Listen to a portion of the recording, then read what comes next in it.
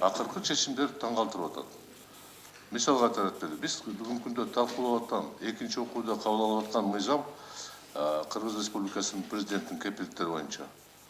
Кабылдана элек мыйзамды Конституциялык палатасынын төрагасы комментарий бергени мен эч кайсы жерде ошол палата жөнүндөгү мыйзамда, Конституцияда, башка мыйзамдарда андай укугуну тапкан эмесмин.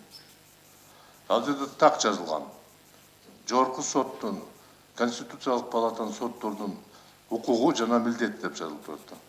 Мен ойлоп атам, бул жерде эгерде Конституциялык палатанын айрым мүчөлөрү жеке адамга коргоочу болсо, боло берсин, бирок анда кызматын тапшырсындар. Конституция 95-чи беренесинде так жазылып турат. Жогорку соттун судьяларыны Жогорку кеңеш кызматтан бошотуу тартиби бар.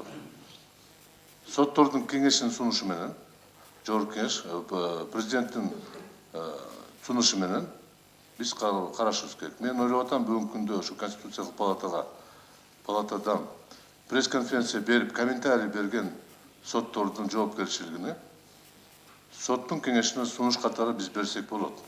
Ошондуктан мен ойлоп атам, бир комитетте бир маселе катары киргизип, өзүбүзчө болсо деле соттун ишмердүүлүгүнө аралашпай, бирок сот өзүнүн мыйзамга дал келгендигин карап чыгышыбыз керек. Себеби андай болбойт.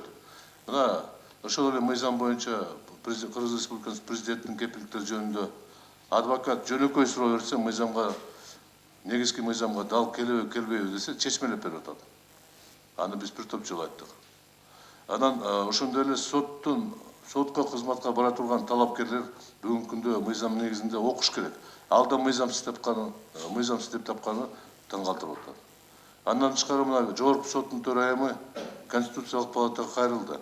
Жыл сайын биз уга турган, Жогорку кеңеш уга турган маалыматты мыйзамсыз деп табылсын деп. Бул эми мамлекеттик түзүлүш принциптерин бузганына мындай оңой жол менен болбош керек да. Мыйзамда, Конституциялык мыйзамда так жазылган. Палата коюлган маселеге так түшүнүктүү жооп бериш керек. Андан кийин ал чечим ишке ашат. Ал эми суроо мыйзамга дал келеби, келбейби дегенде чечмелеп берген бул таптакыр туура эмес. Ошондуктан мен сунуштаймын, урматтуу төрага, Конституциялык палатанын акыркы жасалган кадамдарын бир анализ кылып туруп, соттордун кеңешине тапшырма берсек. Конституцияда жазылып турат, безупречное поведение судей. Менин түшүнүгүм боюнча безупречное поведениега мыйзамды сактоо деген түшүнүк бар. Кайталап коеюн, эгер ким кимге адвокат болом десе, кызматын тапшырып, адвокат боло берсин.